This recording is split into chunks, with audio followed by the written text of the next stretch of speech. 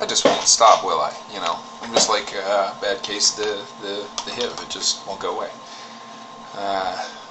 So one thing I fucking hate soap operas. I think they're the worst thing, one of the worst things ever created.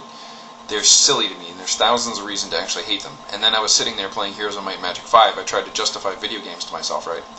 Seriously, games are better for you, and I'll get into that later. But I had trouble defending them as I attacked soaps.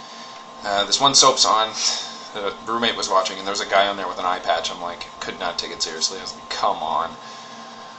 And there's always some British nanny type made popular since, Robin Williams did Peter Pan. For some reason, you see them on in the background. I don't actually watch them, but there's always some old lady in there who's the wizened one. I don't know what the fuck that is. There's terribly drawn-out acting, unbelievable situations, way too complicated solutions to easy problems. Video game characters are right out of fashion magazines. They're overdone. It's stupid to play a game. You have to be like this chic character. Chic. You're chic and cool and all this other stuff with unbelievable abilities. There's always some Darth Vader knockoff as the villain. And there's always magic, just like anime, or mental powers. You can take 15 people at once. There's terrible acting, some games, not all of them. The most unbelievable situations, and some way too simple solutions to hard problems, which is kill everybody, right? Soaps have all these unnatural gatherings of conniving, overpaid, good-looking shit-heels all sleeping with each other, argue all day, not do anything instructive. No one has a normal life, or even, a normal love life, and if they do, it's plagued by dark secrets. I mean, if you gather all these stories from every soap over the years, right, you got a big ball of them, you'll find a striking pattern. Basically, the same story that has been told in this soap, next year will be just told in this soap. It's like, it's moved one soap over. There's different characters, right, but you've seen them all. I mean, it's nothing new.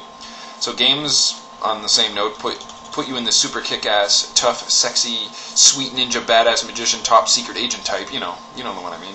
And only you, yes, you, can take on an entire army and save the world from some really stupid Bond villain clone. You don't have to have a normal life, but why would you want one? I mean, your normal life is your normal life, right? So why not be somebody else who's got this exotic life? If you take all the stories of all the games over the years, you find a striking pattern in a lot of pimply virginity. You've played one Splinter Cell, you've played them all, right? Some people would argue that soaps let you escape, for an hour, and a lot of things do, right? Whatever your escape is, that's great. A video game does the same thing. So does masturbating, well, when I do it anyway. But any type of passive watching, like TV, dulls the mind. It's not good for you. They've done studies that your brain on TV is similar to when it's on drugs. It's on a drug stupor. And I actually did go and do a little research, and I found a quote. If you were reading my blog, it would have a little more impact. So most of the criteria of substance dependence can apply to people who watch a lot of TV. There, right there. Done. You're welcome. Now you have proof. I've done 30 seconds worth of research and found the best line in the fucking report. TV is bad for you, and soaps multiply that by about 4 million, so you should sit at least a kilometer away from any TV that has a soap on it, at least at the brain. Games, on the other hand, increase your hand-eye coordination, is interactive. It's kind of like being in a movie and deciding how it ends, right? Lots of games come out every year that are worth skipping. There's tons of them that are just shit eye candy. But occasionally there's one that is very good, just like movies. I mean, there's a million movies you should just not even bother hearing about, and then there's a few that you can't live without. Some games will have plot lines that are right along movies. They'll actually have voice actors that are actors. Not only are they real professional voice actors, sometimes they get real actors. Like Gary Oldman will do a voice in a video game or something crazy like that. Games rehabilitate prisoners or help kids fight cancer because it distracts them from the pain. They can do something that's fun enough that while they're suffering through this terrible affliction, they can actually forget about their pain for a while because smoking dope's not really an option for them. They do rehabilitate prisoners because they've noticed that prisoners, they give them TV and stuff like that. So if they give them X number of hours, say if they're good, they get an hour of Xbox a day or something like that. That's something they really build towards, and they've noticed that violence levels have gone down since prisoners play video games.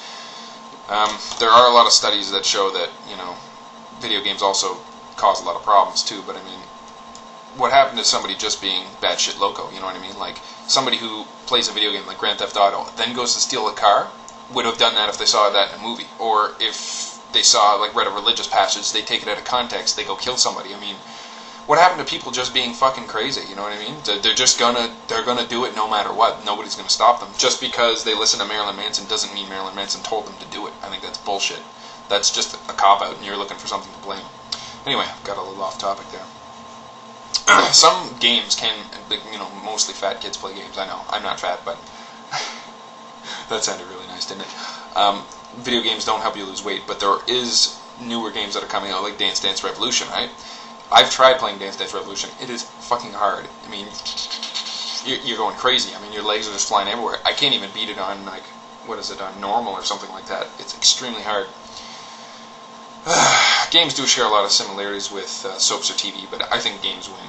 And, you know, I've been playing video games since I was 3, and I do occasionally have trouble, like, articulating myself. I do sound like I'm very articulate, and I get a lot of things out, but it's hard when there's a person there and there's real emotions involved. I'm not the best at that. Ask anybody I know. They'll say I'm kind of cold emotion-wise. I try to repress all that. I've been repressing since I was a kid, but video games helped me get through a lot of shit. Like, a lot. I mean, just, you know, I don't know what I would have done had I...